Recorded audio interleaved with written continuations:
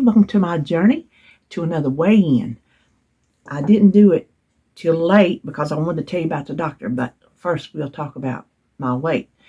You know, I've been doing low carb and I've been doing really good on it. I haven't put up a lot of what I eat videos because I tell you, I don't think about filming and the day's half over and I'm like, a boring video is the type, I ate this, and then there's another screen, I ate this, and there's another screen, I ate this, and then you see one piece of food.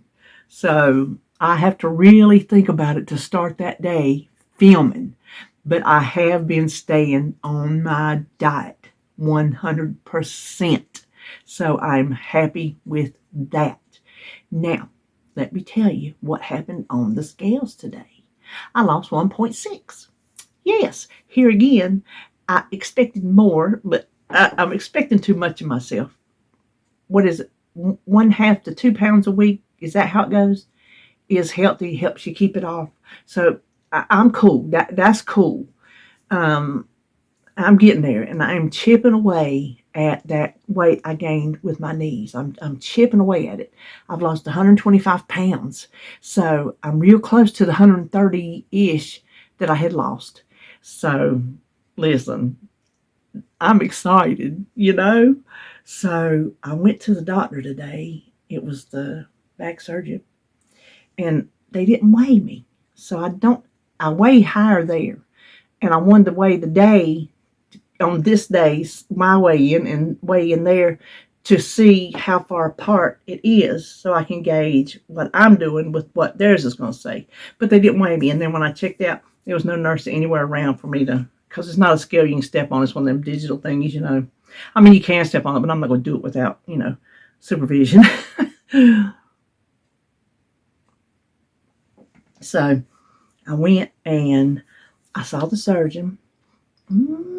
He's a nice looking boy. I call him a boy because he's young. Tall. Ooh, he is super tall. Super tall. Thin, long legs from here to yonder. And handsome. This old lady enjoyed that visit, let me tell you. Well, it wasn't the news I wanted to hear. I didn't come out with a surgery date. I didn't come out with we're definitely going to do surgery. So that's what I wanted to hear. But like me and John were talking, I do have a plan. We have a plan. From the MRI, well, he first walked in and he said, so your back is crummy. I said, yeah.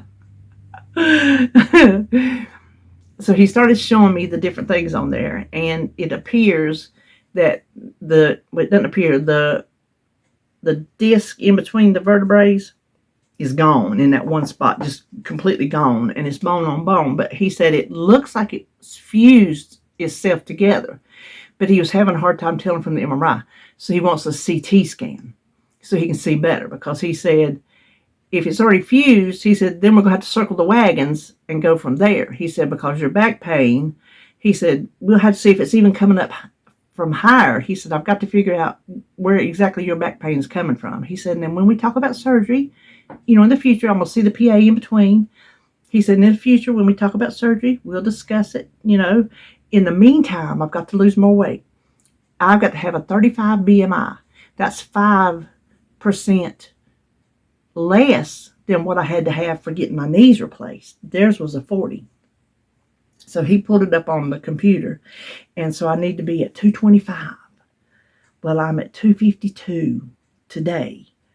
And so that's 27 pounds.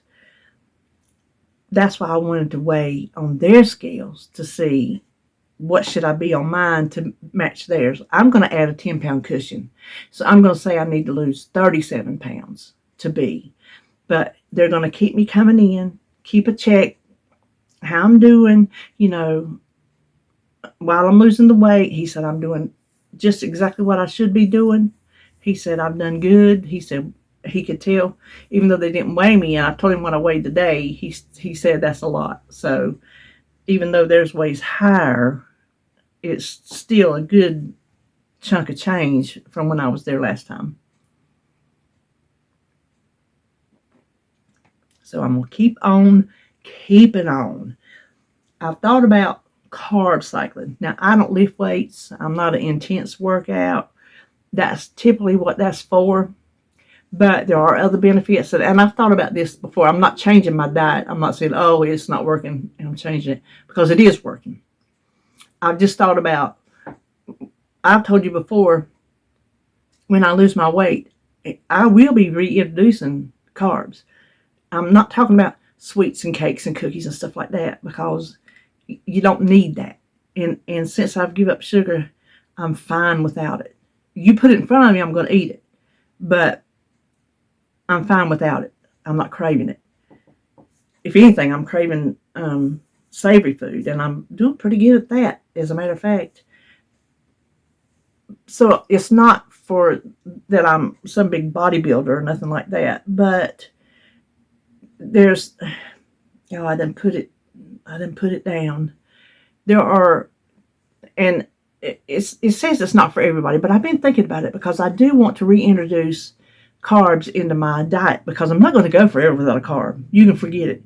I told you this here is a means to an end. And let me reiterate one more time. I tell y'all every time I have weigh-in, but there's going to be somebody new watching every time I have weigh-in, and they're going to have something to say. Weight loss surgery is not a magic tool. Ozempic is not a magic tool. I have proven that, doing both and still not losing weight. So that tells you, when you start doing what you're supposed to do, then you can lose weight. Those were not working for me when I wasn't doing what I was supposed to do. And y'all know that, because we have talked about that before too. It's not a fact that I hide it, because y'all know I tell y'all all this crap. So the fact that I wasn't doing what I was supposed to be doing, Ozempic still didn't work. My bypass didn't work, because I was still not doing right. I still wasn't eating right. So when you start doing like you're supposed to do, you can see some results. Now, does that mean I won't ever have another gain? No, because our bodies are fickle like that. But I will not go the rest of my life without eating carbs. And I thought I could start reintroducing maybe a tater, or a sweet tater, or some beans. The other day, and it's on my video, it'll come out whenever, I had a corn on the cob from the garden, because I'm not going to pass up my good garden food, that's crazy. So I had a good old corn on the cob, and I still lost 1.6, so that corn on the cob did not do any damage, Gosh. But hold on, let me pull that up. Carb cycling is when you do higher carb days and lower carb days, and you cycle. Well, if you're on the Weight Watchers, some of y'all have heard of the Wendy plan. Hold on. Okay. That is when you keep your same amount of points, but you adjust them. More this day, and then you take less this day, and then so many this day, and so many this day. So it's a constant, basically keeping your body guessing. You're not getting settled into one thing. Like, if I go on and on and on and on and on and on low carb, then the more chance I do have of gaining weight. And I said if I go low carb to lose the weight, and then if I start introducing them back in, I gain weight, then I gain weight. So I'm thinking, well, why don't I start now introducing them and seeing what I can do? But you can lose weight doing carb cycling. It's not just for bodybuilding type situations. Here it says it improves insulin sensitivity. I'm just reading to you off of Google. By cycling between high and low carb intake, the body becomes more efficient at using insulin, the hormone that regulates blood sugar levels. This can help prevent insulin resistance and type 2 diabetes. So that has nothing to do with if I'm doing an intensive workout or not. That's your insulin. Here you go. Promotes weight loss. During low carb periods, the body depletes its glycogen stores and starts burning fat for energy. This can lead to weight loss, especially when combined with a calorie deficit, which I have. Enhanced athletic performance. This one doesn't pertain to me, but in case it pertains to you, high carb days provide the body with the glycogen it needs for intense exercise. Low carb days, on the other hand, force the body to adapt and use fat for fuel, which can improve endurance and metabolic flexibility. Okay. Optimize energy levels. I think we can all go for that one. By providing a steady supply of carbohydrates, carb cycling can regulate energy levels and prevent crashes that can occur with low-carb diets. Reduce muscle breakdown. We can do with that too, especially if we're not exercising. During high-carb periods, the body has more carbohydrates available to store as glycogen in the muscles. This can help prevent muscle breakdown and promote muscle growth. So there are some advantages to carb cycling. It says consult your physician, all that stuff. I'm not a doctor. I'm not telling you what to do. I'm not a nutritionist. I'm not a exercise guru. I'm none of that. And remind me to tell you something. So I'm just telling you what I'm considering. So I would keep my 50 carbs. They'll do carb cycling. They'll say, okay, do 100 one day, 145 one day, and this many one day, and this many one day, 200 one day. I'm not doing all that. I'm going to, just like the points situation, keep my 50 carbs that I want to stay under, which I have stayed under. Thank you very much. And just use those throughout the week. So 50 times 7 is what?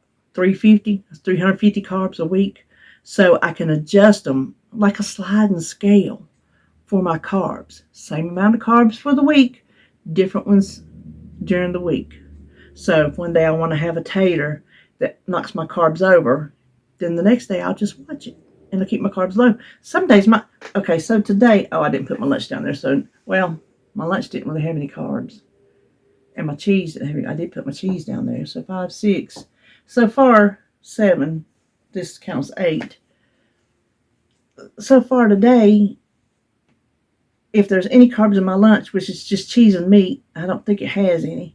I've had, 5, 6, 7, 8 carbs today. So that is definitely a low carb day. But I'm not eating as much because I'm here to tell you when you eat your protein. This I can tell you from experience, not because I'm a nutritionist, but the nutritionist will tell you. At least the bariatric nutritionist. When you eat your protein, you will be full. And you will not need to eat as much as you needed to before. Simple carbs like sweets, and I'm not even going to throw taters. Taters is a simple carb, but taters, they so good for you. Gosh, see what all good stuff taters has in them. That's why I don't mind adding them back in. Not like buttery, heavy mashed taters, nothing like that. Just like a baked tater, some stewed taters, something of that nature. What was I saying? The simple carbs of the white rice, stuff like that. I'm not going to add that back in because I think that's the carbs that make you fat. Because they go straight to, we've gone over that before in a video, and I can't remember all the terms and words, so I'm not going to tell you because then you'll be saying, you told me the wrong thing. Well, we had a video on it where I did the research and we talked about it. My coffee's cold. I should have put it in my thing, but I just declare I like using these cups. Holly got me. So I'm thinking about doing that. Hold on.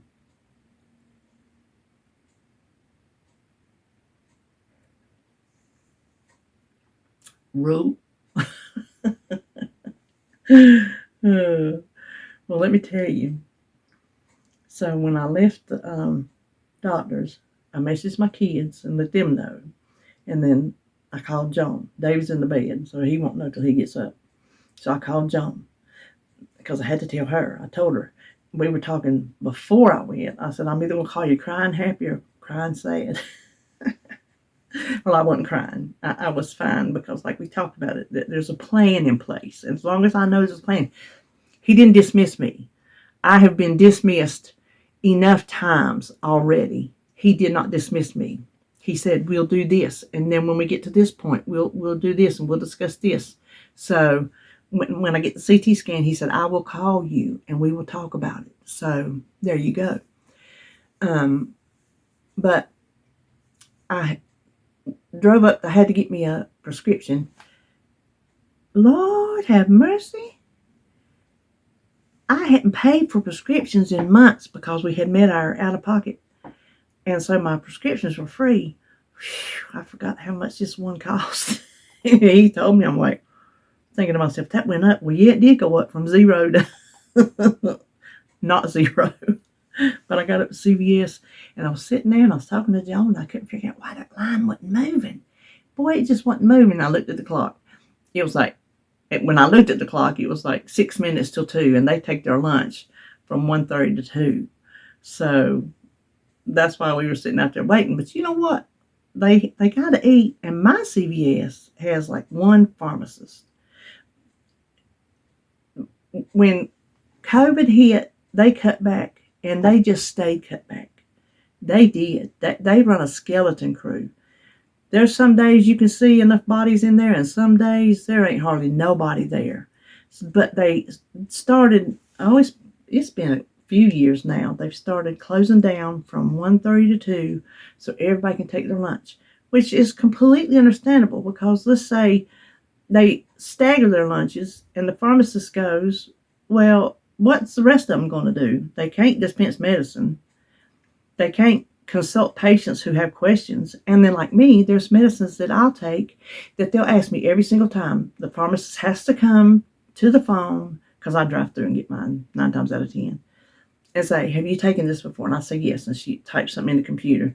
So it's not like the tech can just say, have you taken this? Yes. No, the pharmacist has to, and she has to type something in the computer. So there's things that the pharmacist has to do, and why would you even conduct business if he or she is not there? So anyway, me and Joan just talked while I was waiting, and then I got up there. So it was all good. That's what my best friend used to say, good. But let me tell you this, listen. I got a video coming up tomorrow. I must have been hyper or something. Because I talked and talked and talked, and then I talked some more. It is a long chat and riding haul. I'm here to tell you. Pour yourself a pot of coffee or a big old pitcher of iced tea and join the party. Get you a snack, pack you a picnic. It's a long one. When I can't stop that, I'm so sorry. Hold on.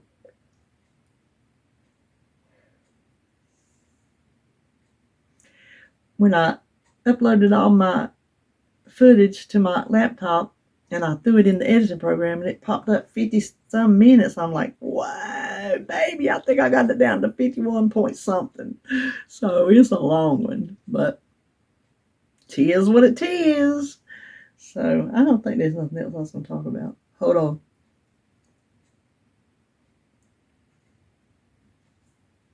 Too much.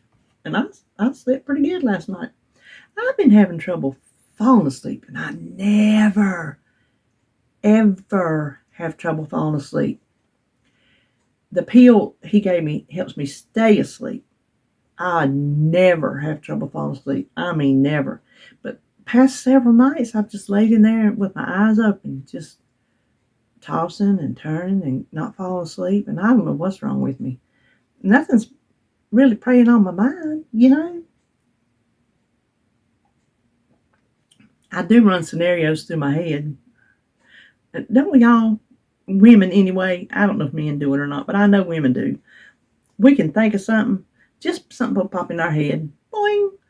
And all of a sudden we have run through the most serious of scenarios you can ever think of your life that could happen, which they're not going to happen.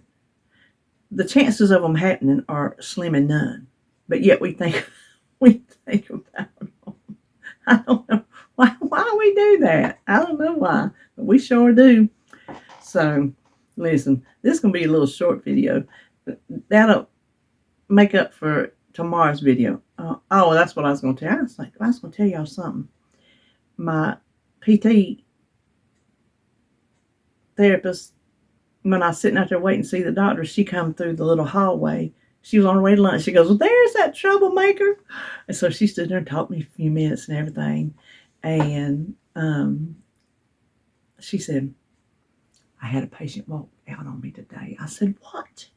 She said, yeah. I said, he just did not want to be there, and he just didn't understand why he had to be. He didn't know it was going to be physical therapy. I said, well, what do you think physical therapy meant? She said, I don't know. She said, I've never had that happen. I said, well, if he has to have surgery, wait till his insurance tells him no, because he didn't go to his 6 visits. That's right. I got my 6 in. I miss them because I miss my little massage there. I need to go get a massage.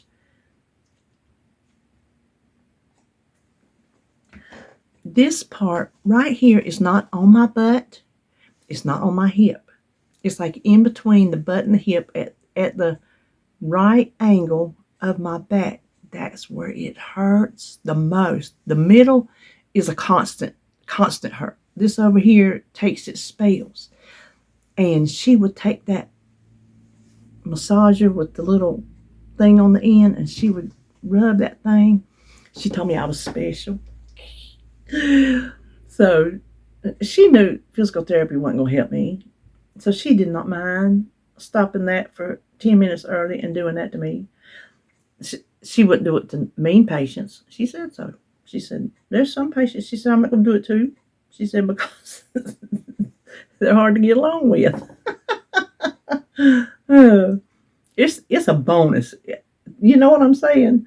So I guess if you're going to be hateful to her, she's going to pay you back without a massage. Right or wrong, I don't know. I say she's right, because you can't go through life being hateful and complaining and whining about everything and expect to get treated well. I'm sorry, you just cannot. You cannot. I said it. Fight me. So, anyway, that's all I'm going to say. I know, right? So, wish me luck on my future endeavors on this low-carb plan to continue to lose weight, to get to where I need to be so we can discuss surgery. So, I knew I wouldn't be at the weight. I just knew I wouldn't be. But I didn't know it was going to be that low. So, I got to continue on, and I plan on doing so. So, let me know how y'all are doing. All right. See you. This is Thursday. I'll see you tomorrow for that big old chatty riding video and some hauling. We're doing some hauling too, so see you then.